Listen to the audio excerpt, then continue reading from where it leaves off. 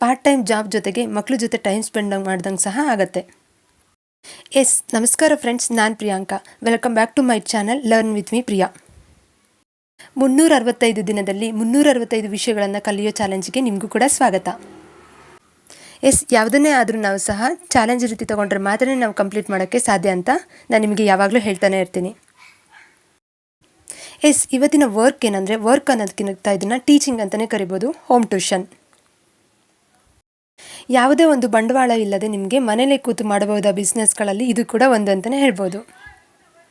ಇದಕ್ಕೆ ಯಾವುದೇ ರೀತಿಯ ಬಂಡವಾಳ ಬೇಕಿಲ್ಲ, ಖರ್ಚು ಕೂಡ ಕಡಿಮೆ ಅಂತಲೇ ಹೇಳ್ಬೋದು. ಇಲ್ಲಿ ನಿಮ್ಮ ಎಜುಕೇಷನ್ ಮಾತ್ರ ಇಂಪಾರ್ಟೆಂಟ್ ಆಗಿರುತ್ತೆ. ಬನ್ನಿ ಸ್ನೇಹಿತರೆ, ಮನೆಯಲ್ಲೇ ಟ್ಯೂಷನ್ ಅಥವಾ ಹೋಮ್ ಟ್ಯೂಷನ್ನ ಹೇಗೆ ಮಾಡ್ಬೋದು, ಮೆಟೀರಿಯಲ್ಸ್ ಎಲ್ಲ ಏನು ಬೇಕಾಗುತ್ತೆ, ಹೇಗೆ ಟೀಚ್ ಮಾಡ್ಬೋದು, ಹೇಗೆ ನೀವು ಮಕ್ಕಳನ್ನು ಅಟ್ರ್ಯಾಕ್ಟ್ ಮಾಡ್ಬೋದು ಅನ್ನೋದ್ರ ಬಗ್ಗೆ ಈ ವಿಡಿಯೋದಲ್ಲಿ ನೋಡ್ತಾ ಹೋಗೋಣ. ಟ್ಯೂಷನ್ ಏನೋ ಮಾಡಬೇಕು ಅಂತಲೇ ಅಂದ್ಕೊಂಡಿದ್ವಿ.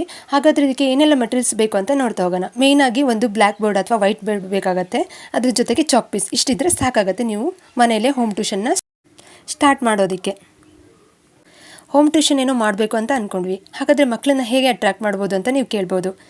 ಇದಕ್ಕೆ ಮೇಯ್ನ್ ಒಂದು ಇಂಪಾರ್ಟೆಂಟ್ ಅಥವಾ ಒಂದು ಐಡಿಯಾ ಏನಂದರೆ, ನೀವೊಂದು ಮನೇಲೇ ಒಂದು ಬೋರ್ಡನ್ನು ಹಾಕ್ಕೊಳ್ಳಿ ಮನೆ ಮುಂದೆ, ಹೋಮ್ ಟ್ಯೂಷನ್ ಅಂತ. ಮತ್ತು ಅದ್ರ ಜೊತೆಗೆ ನಿಮ್ಮದು ಒಂದು ಕಾಂಟ್ಯಾಕ್ಟ್ ನಂಬರ್ ಕೂಡ ಅದರಲ್ಲಿ ಹಾಕಿರಿ.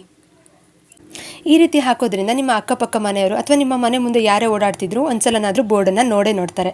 ಅವರು ಕೂಡ ಬಂದು ನಿಮ್ಮ ಹತ್ರ ವಿಚಾರಿಸ್ತಾರೆ.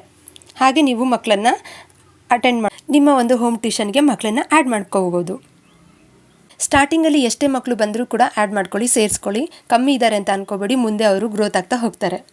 ಅಥವಾ ಅವರು ಕೂಡ ಸಜೆಸ್ಟ್ ಮಾಡ್ತಾರೆ ಅವರ ಫ್ರೆಂಡ್ಸ್ಗೆ ಮತ್ತು ಫ್ಯಾಮಿಲಿಯವರಿಗೆ, ಈ ಥರ ಒಂದು ಟ್ಯೂಷನ್ ಕ್ಲಾಸ್ ಇದೆ, ಬನ್ನಿ ಜಾಯ್ನ್ ಆಗಿ ಅಂತ. ಅದಕ್ಕೋಸ್ಕರ ನೀವು ಸ್ಟಾರ್ಟಿಂಗಲ್ಲಿ ಎಷ್ಟೇ ಜನ ಮಕ್ಕಳಿದ್ರು ಕೂಡ ಸೇರಿಸ್ಕೊಳ್ಳೋದನ್ನ ಬಿಡಬೇಡಿ. ಒಬ್ಬರು ಅಥವಾ ಇಬ್ಬರು ಇದ್ರೂ ಪರವಾಗಿಲ್ಲ, ಟೀಚಿಂಗನ್ನ ಸ್ಟಾರ್ಟ್ ಮಾಡಿ. ನೀವೇನಾದರೂ ಹೇಗೆ ಸ್ಟಾರ್ಟ್ ಮಾಡ್ಬೋದು ಅಂದರೆ, ನೀವೇನಾದರೂ 12th ಅಥವಾ PUC ಅಂತ ಓದಿದರೆ ಸಾಕು, ನೀವು 1 to 5th ಅವರಿಗೆ ಆರಾಮಾಗಿ ಟ್ಯೂಷನ್ನ ಮಾಡ್ಬೋದು. ಅದೇ ನೀವೇನಾದರೂ ಡಿಗ್ರಿ ಅಥವಾ ಮಾಸ್ಟರ್ ಡಿಗ್ರಿ ಏನಾದರೂ ಕಂಪ್ಲೀಟ್ ಮಾಡಿದರೆ 1 to 10th ಸಹ ಆರಾಮಾಗಿ ಟ್ಯೂಷನ್ನ ಮಾಡ್ಬೋದಾಗಿದೆ. ಎಜುಕೇಷನ್ ಅನ್ನೋದು ನಾವು ಮಾತ್ರ ಮಕ್ಕಳಿಗೆ ಕಲಿಸ್ತೀವಿ ಅನ್ನೋದಲ್ಲ, ಅವರಿಂದ ಕೂಡ ನಾವು ಕಲಿಯೋಕ್ಕೆ ತುಂಬಾ ವಿಷಯನೇ ಇರುತ್ತೆ. ಅದರಿಂದ ನಾವು ಪ್ರತಿದಿನ ಟ್ಯೂಷನ್ ಮಾಡೋದ್ರಿಂದ ನಾವು ಕೂಡ ಕಲಿತಿರ್ತೀವಿ, ಅವರು ಕೂಡ ಕಲಿತಾ ಇರ್ತಾರೆ ಅಂತಲೇ ಹೇಳ್ಬೋದು. ಇನ್ನು ಟ್ಯೂಷನ್ ಅವರ್ಸ್ನ ಹೇಗೆ ಫಿಕ್ಸ್ ಮಾಡ್ಬೋದು ಅಂದರೆ, ಮಕ್ಕಳು ಈಗ 4:30ಗಂತೂ ಸ್ಕೂಲ್ನ ಬಿಟ್ಟು ಬಂದಿರ್ತಾರೆ. ಒಂದು ಹಾಫ್ ಆನ್ ಅವರ್ ಅವರಿಗೆ ರೆಸ್ಟ್ ಮಾಡಿ ಬರೋದಕ್ಕೆ ಒಂದು 5 ಆಗ್ಬೋದು. 5ಇಂದ ಸ್ಟಾರ್ಟ್ ಮಾಡಿದ್ರು ನೀವು ಒಂದು 2 hours ಅಂದರೆ 7ವರೆಗೂ ಟ್ಯೂಷನ್ನ ಕಂಡಕ್ಟ್ ಮಾಡ್ಬೋದು.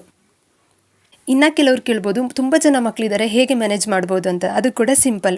ಎಲ್ಲ ಕ್ಲಾಸಲ್ಲೂ ಯಾರ್ಯಾರು ಯಾವ್ಯಾವ ಕ್ಲಾಸ್ ಇದ್ದಾರೆ ಅಂತ ಮೊದಲೇ ತಿಳ್ಕೊಂಡಿರಿ. ಅವ್ರವ್ರದ್ದು ಒಂದೊಂದು ಗ್ರೂಪ್ನ ಮಾಡ್ತಾ ಹೋಗಿ. ಫಾರ್ ಎಕ್ಸಾಂಪಲ್, ಈಗ 6th ಸ್ಟ್ಯಾಂಡರ್ಡ್ದು 4 ಮಕ್ಕಳಿದ್ದಾರೆ ಅಂದರೆ ಅವ್ರದ್ದೊಂದು ಗ್ರೂಪು, 3rd ಸ್ಟ್ಯಾಂಡರ್ಡ್ದು 2 ಮಕ್ಕಳಿದ್ದಾರೆ ಅಂದರೆ ಅವ್ರದ್ದೊಂದು ಗ್ರೂಪು. ಹಾಗೆ ಕ್ಲಾಸ್ ವೈಸು ಯಾವ್ಯಾವ ಕ್ಲಾಸ್ನವರು ಎಷ್ಟೆಷ್ಟು ಜನ ಮಕ್ಕಳಿದ್ದಾರೋ ಅವ್ರನ್ನ ಸಪ್ರೇಟಾಗಿ ಗ್ರೂಪ್ ವೈಸಲ್ಲಿ ಕೂರಿಸ್ತಾ ಹೋಗಿ. ಇದರಿಂದ ನಿಮಗೆ ಹೇಳ್ಕೊಡೋಕ್ಕೂ ಈಸಿ ಆಗುತ್ತೆ, ಹಾಗೆ ಅವರು ಕೂಡ ಕ್ಲೀನಾಗಿ ಕಲಿತಾರೆ ಅಂತಲೇ ಹೇಳ್ಬೋದು.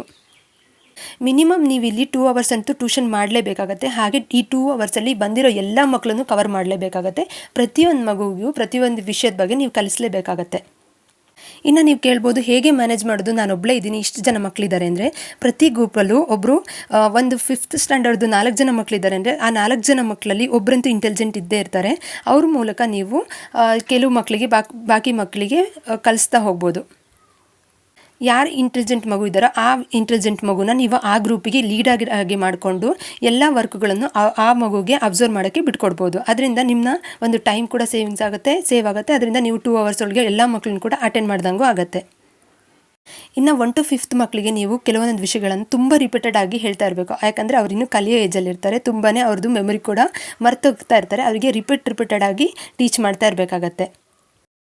1 to 5th ಮಕ್ಕಳಿಗೆ ನೀವು ಒಂದು ವರ್ಡನ್ನು ಹೇಳ್ಕೊಟ್ರೆ ಅದನ್ನು 10 times ನೀವು ಬರೆಯೋಕ್ಕೆ, ಹಾಗೆ 10 times ಅವರಿಗೆ ಕಲಿಯೋಕ್ಕೆ ನೀವು ಬಿಡಬೇಕಾಗತ್ತೆ. ಪ್ರತಿಯೊಂದು ಸ್ಪೆಲ್ಲಿಂಗ್ ಕೂಡ ಅವ್ರ ಬಾಯಿಂದ 10 times ಹೇಳಿದರೆ ಮಾತ್ರ ಅವರಿಗೆ ನೆನಪಿರುತ್ತೆ. ಈ ರೀತಿ ನೀವು 1 to 5th ಮಕ್ಕಳಿಗೆ ಟೀಚ್ ಮಾಡ್ತಾ ಹೋಗ್ಬೋದು. ಟ್ಯೂಷನ್ ಏನೋ ಸ್ಟಾರ್ಟ್ ಮಾಡಿದ್ರೆ ಅಂದಮೇಲೆ ನೀವು ಯಾವುದೇ ಕಾರಣಕ್ಕೂ ಹೋಮ್ವರ್ಕ್ನ ಮಾಡ್ಸೋಕ್ಕೆ ಹೋಗಬೇಡಿ. ಏನಾದರೂ ಡಿಫಿಕಲ್ಟ್ ಇದ್ದರೆ ಮಾತ್ರ ಆ ಹೋಮ್ವರ್ಕ್ನ ನೀವು ಮಾಡಿಸಿ. ಅದು ಬಿಟ್ಟು ನೀವು ಆ ಹೋಮ್ವರ್ಕ್ ಬಗ್ಗೆ ಬಿಟ್ಟು ನೀವು ಏನಾದರೂ ಎಕ್ಸ್ಟ್ರಾ ಕಲಿಸೋದಕ್ಕೆ ಟ್ರೈ ಮಾಡ್ತಾ ಹೋಗಿ ಮಕ್ಕಳಿಗೆ. ಇದರಿಂದ ಏನಾಗುತ್ತೆ ಅಂದರೆ ಮಕ್ಕಳು ಗ್ರೋತ್ ಕೂಡ ಆಗುತ್ತೆ, ಅದ್ರ ಜೊತೆಗೆ ನಾವು ಕೂಡ ಕಲ್ತಂಗೆ ಆಗುತ್ತೆ, ಹಾಗೆ ಅವ್ರ ಪೇರೆಂಟ್ಸಿಗೆ ಕೂಡ ನಿಮ್ಮ ಮೇಲೆ ಒಂದು ನಂಬಿಕೆ ಅನ್ನೋದು ಬರುತ್ತೆ. ಎಲ್ಲ ಮಕ್ಕಳನ್ನು ಒಟ್ಟಿಗೆ ಕೂರಿಸ್ಕೊಂಡು ಕಲಿಸೋದ್ರಿಂದ ಟ್ಯೂಷನ್ ಮಾಡೋದು ಅಂದರೆ ಓನ್ಲಿ ಹೋಮ್ವರ್ಕ್ ಮಾಡಿಸ್ತಾರೆ ಅನ್ನೋದು ಮಾತ್ರ ಅವರಿಗೆ ತಲೆಯಿಂದ ತಗ್ಸ್ಬೇಕಾಗತ್ತೆ. ನೀವು ಹೋಮ್ವರ್ಕನ್ನ ಬಿಟ್ಟು ಅದರ್ ಏನಾದರೂ ಆ್ಯಕ್ಟಿವಿಟೀಸು, ಅದರ್ ಟೀಚಿಂಗ್ನ, ಅದರ್ ಒಂದು ಇಂಪಾರ್ಟೆನ್ಸ್ನ ನೀವು ಹೇಳ್ಕೊಡ್ತಾ ಹೋಗಿ. ಅದರಿಂದ ತುಂಬಾ ಮಕ್ಕಳಿಗೆ ಇಂಪಾರ್ಟೆಂಟ್ ಆಗಿರುತ್ತೆ, ಅವರು ಕೂಡ ನಿಮ್ಮ ಒಂದು ಟ್ಯೂಷನ್ಗೆ ಜಾಯ್ನ್ ಆಗ್ತಾ ಹೋಗ್ತಾರೆ. ಯಾವುದೇ ಕಾರಣಕ್ಕೂ ನೀವು ಮಕ್ಕಳ ಜೊತೆಗೆ ಫ್ರೆಂಡ್ಲಿ ಆಗಿರಿ, ಆದರೆ ನೀವು ತುಂಬ ಫನ್ನಿ ಮಾಡೋಕ್ಕೆ ಹೋಗಬೇಡಿ. ಮಕ್ಕಳಿಗೆ ಕಲಿಯೋ ಟೈಮಲ್ಲಿ ಕಲಿಸಿ, ಅದರ್ ಆ್ಯಕ್ಟಿವಿಟೀಸ್ ಟ್ಯೂಷನ್ ಮುಗಿದ್ಮೇಲೆ ನೀವು ಅವ್ರ ಜೊತೆಗೆ ಕ್ಲೋಸ್ ಆಗಿ ಮೂವ್ ಮಾಡಿ. ಆದರೆ ಕಲಿಯೋ ಅವರ್ಸಲ್ಲಿ ಮಾತ್ರ ಅವ್ರ ಜೊತೆಗೆ ತುಂಬ ಕ್ಲೋಸ್ ಆಗೋಕ್ಕೆ ಹೋಗಬೇಡಿ. ಟೀಚಿಂಗ್ ಥರನೇ ಅವರಿಗೆ ಹೇಳ್ಕೊಡಿ. ಇನ್ನು ಕೆಲವೊಂದೊಂದು ಮಕ್ಕಳಿರ್ತಾರೆ ಗ್ರೂಪಲ್ಲಿ, ಅವರಿಗೆ ಎಷ್ಟು ಸಲ ನೀವು ಹೇಳ್ಕೊಟ್ರೂ ಸಹ ಅವ್ರು ಮರ್ತು ಹೋಗ್ತಾರೆ. ಅಂಥ ಮಕ್ಕಳಿಗೆ ನೀವೇನು ಮಾಡ್ಬೋದು ಅಂದರೆ ಕ್ರಿಯೇಟಿವ್ ಆಗಿ, ಹಾಗೆ ಅವ್ರಿಗೆ ಕೆಲವೊಂದು ಆ್ಯಕ್ಟಿವಿಟೀಸ್ ಕೊಡೋ ಮೂಲಕ ಅವರಿಗೆ ರಿಪೀಟೆಡ್ ಆಗಿ ಹೇಳ್ತಾ ಹೋಗಿ. ಆಗ ಅವರು ಸಹ ಬೇರೆ ಮಕ್ಕಳು ರೇಂಜ್ಗೆ ಬರ್ತಾರೆ ಮತ್ತು ಕಲಿತಾರೆ ಅಂತಲೇ ಹೇಳ್ಬೋದು. ಈ ಥರ ಎಲ್ಲ ಟ್ರಿಕ್ಸನ್ನ ನೀವು ಹೋಮ್ ಟ್ಯೂಷನಲ್ಲಿ ಯೂಸ್ ಮಾಡಿಕೊಂಡ್ರೆ ನಿಮಗೂ ಕೂಡ ಅಷ್ಟೊಂದು ವರ್ಕ್ ಹೆವಿ ಅಂತಲೂ ಅನಿಸಲ್ಲ.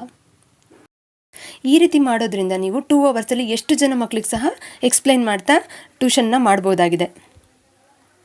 ಇನ್ನು ಟ್ಯೂಷನ್ ಅಂದ್ಬಿಟ್ರೆ ಖಾಲಿ ಆಗಿರಬಾರ್ದು. ಅದ್ರ ಜೊತೆಗೆ ನೀವು ಕೆಲವೊಂದು ಚಿಕ್ಕ ಪುಟ್ಟ ಟೆಸ್ಟ್ ಆಗಿರ್ಬೋದು, ಎಕ್ಸಾಮ್ಸನ್ನು ಅವ್ರ ಜೊತೆಗೆ ಕಂಡಕ್ಟ್ ಮಾಡಿ. ಅಂದರೆ ನೀವು ಹಿಂದಿನ ದಿನ ಏನು ಮಾಡಿರ್ತಾರೋ ಅದನ್ನು ನೆಕ್ಸ್ಟ್ ಡೇಗೆ ಎಕ್ಸಾಮ್ ಥರ ಕಂಡಕ್ಟ್ ಮಾಡಿ. ಆಗ ಅವರಿಗೂ ಸಹ ನೆನಪಲ್ಲಿರುತ್ತೆ, ಹಾಗೆ ಕಲ್ತಿದ್ದು ಸಹ ಮರೆಯೋದಿಲ್ಲ, ಅವರು ಚೆನ್ನಾಗಿ ಗ್ರೋತ್ ಆಗ್ತಾರೆ ಅಂತಲೇ ಹೇಳ್ಬೋದು. ಹಾಗೆ ನೀವೇನೋ ಮಾಡಿರ್ತೀರ, ಕಲಿಸಿರ್ತೀರ, ಪ್ರತಿ ಮಕ್ಕಳಿಗೂ ಒಂದು ಟ್ಯೂಷನ್ ವರ್ಕ್ ಬುಕ್ ಅಂತಲೇ ಮಾಡ್ಕೊಳ್ಳಿ, ತಗೊಳಕ್ಕೆ ಹೇಳಿ. ಆ ವರ್ಕ್ ಬುಕ್ಕಲ್ಲಿ ನೀವು ಕಲಿಸಿರೋದು ಮಾತ್ರ ಇರಬೇಕು, ಅದನ್ನು ಮತ್ತೆ ಸ್ಕೂಲ್ ಬುಕ್ಸ್ ಜೊತೆಗೆ ಮಿಕ್ಸ್ ಮಾಡೋಕ್ಕೆ ಹೋಗಬೇಡಿ.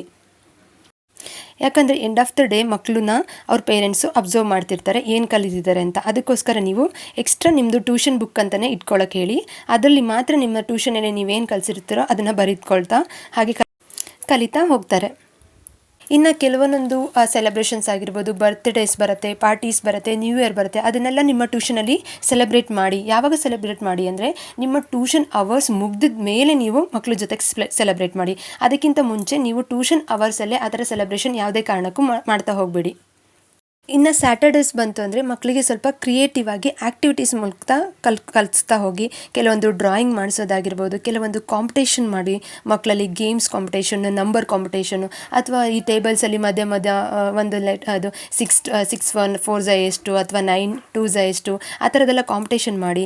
ಅವರು ಆನ್ಸರ್ ಮಾಡ್ತಾರೆ. ಆನ್ಸರ್ ಮಾಡಿದವರಿಗೆ ಈ ಥರ ಪ್ರೈಸ್ ಅಂತ ಫಿಕ್ಸ್ ಮಾಡಿ. ಪ್ರೈಸ್ ಅಂದರೆ ತುಂಬ ದೊಡ್ಡ ಅಮೌಂಟ್ ಅಲ್ಲ, ಒಂದು ಫಸ್ಟ್ ಪ್ರೈಸ್ ಆಗಿ ಪೆನ್ಸಿಲು, ಸೆಕೆಂಡ್ ಪ್ರೈಸ್ ಆಗಿ ಪೆನ್ನು, ಏನೋ ಈ ಥರ ಒಂದು ಚಿಕ್ಕ ಪುಟ್ಟ ಪ್ರೈಸ್ ಕೊಡಿ. ಅವರಿಗೂ ಕೂಡ ಇಂಟ್ರೆಸ್ಟ್ ಚೆನ್ನಾಗಾಗುತ್ತೆ ಕಲಿಯೋದ್ರಲ್ಲಿ, ನಿಮಗೂ ಕೂಡ ಕಲಿಸೋದ್ರಲ್ಲಿ ಒಂದು ಕ್ರಿಯೇಟಿವಿಟಿ ಆಗಿ ಕಲಿಸೋದ್ರಿಂದ ನಿಮಗೂ ಕೂಡ ಒಂಥರ ಖುಷಿ ಅನಿಸ್ತಾ ಇರುತ್ತೆ. ಹಾಗೆ ಮಕ್ಕಳು ಕಲಿತಿದ್ದಾರೆ, ಅವ್ರ ಜೊತೆಗೆ ನಾವು ಕಲಿತಿದ್ದೀವಿ ಅನ್ನೋ ಮನೋಭಾವನೆ ಕೂಡ ಬರ್ತಾನೆ ಹೋಗುತ್ತೆ. ಅದೇ ರೀತಿ ನೀವು ಕೆಲವೊಂದು ಸ್ಯಾಟರ್ಡೆ ಆ್ಯಕ್ಟಿವಿಟೀಸ್ ಆಗಿ ಎಸ್ಸೆ ರೈಟಿಂಗ್ ಆಗಿರ್ಬೋದು, ಒಂದು ಉತ್ತಲೇಖನ ಹೇಳೋದಾಗಿರ್ಬೋದು, ಆ ಥರ ಎಲ್ಲ ಕಾಂಪಿಟೇಷನ್ನ ಮಾಡ್ತಾ ಹೋಗಿ. ಮಕ್ಕಳಿಗೆ ಕೂಡ ಕಲಿಯೋಕ್ಕೆ ಇಂಟ್ರೆಸ್ಟ್ ತುಂಬ ಚೆನ್ನಾಗಿರುತ್ತೆ. ಈ ಥರ ಟ್ಯೂಷನ್ ಮಾಡುವಾಗ ನೀವು ಯಾವುದೇ ಮಕ್ಕಳಿಗೂ ಭೇದ ಭಾವ ಮಾಡೋಕ್ಕೆ ಹೋಗ್ಬೇಡಿ. ಎಲ್ಲರೂ ಒಂದೇ ರೀತಿ ನೋಡಿ. ಕಲಿಯದೇ ಇರುವ ಮಕ್ಕಳಿಗೆ ಬೇರೆ ಥರ ಹೇಳ್ಕೊಡೋಕ್ಕೆ ಟ್ರೈ ಮಾಡ್ತಾ ಹೋಗಿ. ಇನ್ನು ಟ್ಯೂಷನ್ ಫೀಸ್ ಅಂತ ಬಂದರೆ ಅದು ನಿಮಗೆ ಬಿಟ್ಟಿರೋದು. ಅಥವಾ ನಿಮ್ಮ ಏರಿಯಾದಲ್ಲಿ ನೀವು ಹಳ್ಳಿ ಕಡೆ ಇದ್ದರೆ ಸ್ವಲ್ಪ ಕಡಿಮೆ ತೊಗೋಬೇಕಾಗತ್ತೆ. ಹಾಗೆ ನೀವು ಸಿಟಿ ಕಡೆ ಇದ್ದರೆ ಸ್ವಲ್ಪ ಜಾಸ್ತಿನೇ ಪೇ ಮಾಡಬೇಕಾಗತ್ತೆ ಅವರು ನಿಮಗೆ. ಅದು ನಿಮಗೆ ಬಿಟ್ಟಿರೋದು. ಅದು ನೀವು ಕಲಿಸೋ ಅವರ್ಸ್ ಮೇಲೆ, ತಗೊಳ್ಳೋ ಸಬ್ಜೆಕ್ಟ್ ಮೇಲೆ ಡಿಪೆಂಡ್ ಆಗಿರುತ್ತೆ. ಯಾವುದಕ್ಕೂ ನೀವು ಮೊದಲು ಸ್ಟಾರ್ಟ್ ಮಾಡೋದ್ರಿಂದ ನನಗೇನು ಬರಲ್ಲ ಅನ್ನೋದಕ್ಕಿಂತ ಮುಂಚೆ ನಾವು ಅವರಿಂದನೇ ಪ್ರತಿದಿನ ಕಲಿತಾ ಹೋಗ್ತೀವಿ. ಹಾಗೆ ನಿಮಗೆ ಯಾವ್ದಾದ್ರು ವಿಷಯಗಳು ಗೊತ್ತಿಲ್ಲದೆ ಇರ್ಬೋದು, ಅವ್ರು ನಿಮ್ಮನ್ನ ಬಂದು ಕೇಳ್ಬೋದು. ಆಗ ನೀವು ಗೂಗಲ್ ಟ್ರಾನ್ಸ್ಲೇಷನ್ ಮಾಡಿ ಆ ವರ್ಡಿನ ಮೀನಿಂಗನ್ನು ಅವರಿಗೆ ಎಕ್ಸ್ಪ್ಲೇನ್ ಮಾಡ್ಬೋದು. ಅದರಿಂದ ನಾವು ಸಹ ಕಲ್ತಂಗೆ ಆಗುತ್ತೆ. ಅದ್ರ ಜೊತೆಗೆ ನೀವು ಒಂದು ಡಿಕ್ಷನರಿ ಇಟ್ಕೊಳ್ಳಿ, ಕನ್ನಡ ಇಂಗ್ಲೀಷ್ ಅಥವಾ ಯಾವ್ದಾದ್ರು ಒಂದು ಇಟ್ಕೊಳ್ಳಿ. ಯಾವ ಲೆಟರು ಅಥವಾ ಯಾವ ಪದಕ್ಕೂ ಸಹ ಮೀನಿಂಗ್ ಗೊತ್ತಿಲ್ಲ ಅಂತಲೇ ಹೇಳದೇ ಇರೋಕ್ಕಾಗಲ್ಲ. ಇದೇ ರೀತಿ ನಿಮ್ಮ ಟ್ಯೂಷನ್ ಕೂಡ ಚೆನ್ನಾಗಾಗುತ್ತೆ. ಅದರಿಂದ ಕೂಡ ನೀವು ಸ್ವಲ್ಪ ಮಟ್ಟಿಗಾದರೂ ಅರ್ನಿಂಗ್ಸ್ನ ಮಾಡ್ಬೋದು. ಹಾಗೆ ಮಕ್ಕಳ ಜೊತೆ ಕೂಡ ಟೈಮ್ ಸ್ಪೆಂಡ್ ಮಾಡ್ದಂಗೆ ಆಗುತ್ತೆ. ಮೊದಲು ಸ್ಟಾರ್ಟ್ ಮಾಡಿದ್ಮೇಲೆ ನಿಮಗೂ ಕೂಡ ಕೆಲವೊಂದೊಂದು ಅನುಭವಗಳು ಆಗ್ತಾ ಹೋಗುತ್ತೆ. ಯಾವುದನ್ನೇ ಆದರೂ ಸ್ಟಾರ್ಟ್ ಮಾಡ್ದೇನೆ ನಾವು ನಂಗೆ ಆಗಲ್ಲ ಅಂತ ಅಂದ್ಕೊಳೋದು ಬದಲು ಫಸ್ಟ್ ಸ್ಟಾರ್ಟ್ ಮಾಡಿ, ಆಮೇಲೆ ಎಲ್ಲನೂ ಅದ್ರ ಫ್ಲೋವಲ್ಲೇ ಎಲ್ಲ ಹೋಗ್ತಾ ಹೋಗುತ್ತೆ. ಈ ಥರ ನೀವು ಎಜುಕೇಷನ್ ಮಾಡಿಕೊಂಡು ಮನೇಲಿರೋರಾದರೆ ದಯವಿಟ್ಟು ಹೋಮ್ ಟ್ಯೂಷನ್ನ ಮಾಡಿ, ಮಕ್ಕಳಿಗೆ ಟೀಚಿಂಗ್ ಮಾಡಿ. ಅದರಿಂದ ಕೂಡ ನೀವು ಸ್ವಲ್ಪ ಅರ್ನಿಂಗ್ಸ್ನ ಮಾಡ್ಬೋದು. ಹಾಗೆ ನೀವು ಕಲಿತಾನೆ ಹೋಗ್ಬೋದು ಅಂತಲೇ ಹೇಳ್ಬೋದು. ಮಕ್ಕಳಿಗೆ ಆವಾಗವಾಗ ಎಕ್ಸಾಮ್ನ ಕಂಡಕ್ಟ್ ಮಾಡ್ತಾ ಹೋಗಿ. ವೀಕ್ಲಿ ಎಕ್ಸಾಮು, ಮಂತ್ಲಿ ಎಕ್ಸಾಮು ಅಥವಾ ಸ್ಕೂಲಲ್ಲಿ ಮಾಡಿರೋ ಎಕ್ಸಾಮ್ಗಳಿನ ರಿಪೀಟ್ ಆಗಿ ಕಲಿಸ್ತಾ ಹೋಗಿ. ಅವರು ಕೂಡ ಚೆನ್ನಾಗಿ ಕಲಿತಾ ಹೋಗ್ತಾರೆ. ಸ್ಟಾರ್ಟ್ ಮಾಡಿ ಮೊದಲು. ಯಾಕೆ ಹೇಳ್ತೀನಿ ಅಂದರೆ ನಿಮ್ಮ ಮನೇಲಿ ಕೂಡ ಮಕ್ಕಳಿರ್ತಾರೆ, ಒಬ್ಬರೇ ಕಲಿಯೋಕ್ಕೆ ಕಷ್ಟಪಡ್ತಿರ್ತಾರೆ. ಅಂದರೆ ನಾವೆಷ್ಟೇ ಹೇಳ್ಕೊಟ್ರು ಅವರಿಗೆ ತಲೆಯಲ್ಲಿ ಫೋರ್ಸ್ಫುಲಿಯಾಗಿ ಅವ್ರ ತಲೆಗೆ ತುಂಬಬೇಕಾಗಿರುತ್ತೆ. ಅಂಥ ಟೈಮಲ್ಲಿ 4 ಜನ ಮಕ್ಕಳು ಹೊರಗಡೆಯಿಂದ ನಮ್ಮ ಮನೆಗೆ ಬಂದು ಕಲಿತಿದ್ದಾರೆ ಅನ್ನುವಾಗ ಅವರಿಗೂ ಕೂಡ ಇಂಟ್ರೆಸ್ಟ್ ತಾನಾಗಿಯೇ ಬರುತ್ತೆ. ಅವರು ಕೂಡ ಕಲಿಯೋಕ್ಕೆ ಇಂಟ್ರೆಸ್ಟ್ ಪಡ್ತಾರೆ ಅಂತಲೇ ಹೇಳ್ಬೋದು. ಅದಕ್ಕೋಸ್ಕರ ಹೋಮ್ ಟ್ಯೂಷನ್ನ ಸ್ಟಾರ್ಟ್ ಮಾಡಿ. ಇದೇ ರೀತಿ ನೀವು ಒಂದು ನೀಟಾಗಿ ಪ್ಲ್ಯಾನಿಂಗ್ ಆಗಿ ಟೀಚ್ ಮಾಡ್ತಾ ಹೋದರೆ ಮಕ್ಕಳಂತೂ ನಿಜವಾಗ್ಲೂ ಜಾಸ್ತಿ ಆಗ್ತಾನೆ ಅಂತಲೇ ಹೇಳ್ಬೋದು. ಇಬ್ಬರು ಮಕ್ಕಳು ಬಂದರೆ ಅವ್ರು ಇನ್ನೂ 4 ಜನಕ್ಕೆ ಸಜೆಸ್ಟ್ ಮಾಡ್ತಾರೆ. ಅಕ್ಕಪಕ್ಕ ಮನೆಯವರು ನಿಮ್ಮನ್ನ ನೋಡಿಬಿಟ್ಟು ಪರವಾಗಿಲ್ಲ ಇವರು ಚೆನ್ನಾಗಿ ಮಾಡ್ತಾರೆ ಅಂತ ಅವ್ರ ಮಕ್ಕಳನ್ನ ಸಹ ಕಳಿಸ್ತಾರೆ. ಆ ರೀತಿ ನೀವೊಂದು ಟ್ಯೂಷನ್ ಅದು ಗ್ರೋತ್ ಆಗ್ತಾ ಹೋಗುತ್ತೆ. ಸ್ಟಾರ್ಟಿಂಗ್ ಆದರೆ ನೀವು ಸ್ವಲ್ಪ ಕಡಿಮೆ ಅಮೌಂಟಿಗೆ ಫೀಸ್ನ ತಗೊಳ್ಳಿ. ಅದಾದಮೇಲೆ ಗ್ರೋತ್ ಆಗಿ ಮಕ್ಕಳು ಜಾಸ್ತಿ ಆಗ್ತಿದ್ದಾರೆ ಅನ್ನುವಾಗ ನೀವು ಸ್ವಲ್ಪ ಅಮೌಂಟನ್ನ ಜಾಸ್ತಿ ಮಾಡಿ ನಿಮ್ಮ ಟೀಚಿಂಗ್ ಸ್ಕಿಲ್ಸ್ ಕೂಡ ಸ್ವಲ್ಪ ಗ್ರೋತ್ ಮಾಡಿಕೊಂಡು ಅವರಿಗೆ ಆನ್ಲೈನಾಗಿ ಟೀಚಿಂಗ್ ಅಥವಾ ಏನೋ ಒಂದು ಇದನ್ನು ಹಾಕ್ಬಿಟ್ಟು PPT ಹಾಕ್ಬಿಟ್ಟು ಟೀಚ್ ಮಾಡೋ ಥರ ಆ ಥರ ಎಲ್ಲ ಡೆವಲಪ್ ಮಾಡ್ಕೊಳ್ಳಿ. ಆವಾಗ ನೀವು ಕೂಡ ಫೀಸ್ನ ಜಾಸ್ತಿನೇ ತಗೋಬೋದು ಅಂತಲೇ ಹೇಳ್ಬೋದು. ಟ್ಯೂಷನ್ ಅಂದರೆ ಖಾಲಿ ನಾನು ಇದನ್ನ ಬಿಸ್ನೆಸ್ ಆಗಿ ನೋಡ್ತೀನಿ ಅಂತ ಅಲ್ಲ, ನಾನೇನೋ ಕಲಿತಿದ್ದೀನಿ ಅನ್ನೋದಕ್ಕೋಸ್ಕರ ಸ್ಟಾರ್ಟ್ ಮಾಡಿ. ಆಗ ನಿಮಗೆ ಗೊತ್ತಾಗತ್ತೆ ಅದರಿಂದ ಕೂಡ ಅರ್ನ್ ಮಾಡ್ಬೋದು ಅಂತ.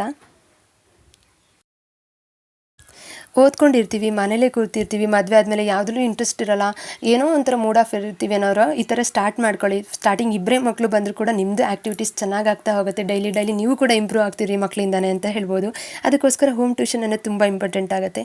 ಸ್ಟಾರ್ಟ್ ಮಾಡಿ ಆದಮೇಲೆ ನಿಮಗೆ ಕೂಡ ಅದರ ಗ್ರೋತ್ ಏನಾಗುತ್ತೆ ಅನ್ನೋದು ಚೆನ್ನಾಗಿ ಅರ್ಥ ಆಗುತ್ತಾ ಹೋಗುತ್ತೆ. ದಯವಿಟ್ಟು ಮಹಿಳೆಯರು ಮನೇಲಿ ಸುಮ್ಮನೆ ಕೂತ್ಕೋಬೇಡಿ. ಸುಮ್ಮನೆ ಕೂತ್ರೆ ನಾವೇನು ಯೂಸ್ ಇಲ್ಲ ಅನ್ನೋ ಥರ ಆಗಿಬಿಡತ್ತೆ. ಏನಾದರೂ ಕಲಿತಾ ಮಾಡ್ತಾ ಹೋದರೆ ನಾವು ಕೂಡ ಇಂಪ್ರೂವ್ಮೆಂಟ್ ಆಗ್ತೀವಿ, ಕಲಿತಾ ಇರ್ತೀವಿ ಹೊಸ ವಿಷಯಗಳನ್ನು.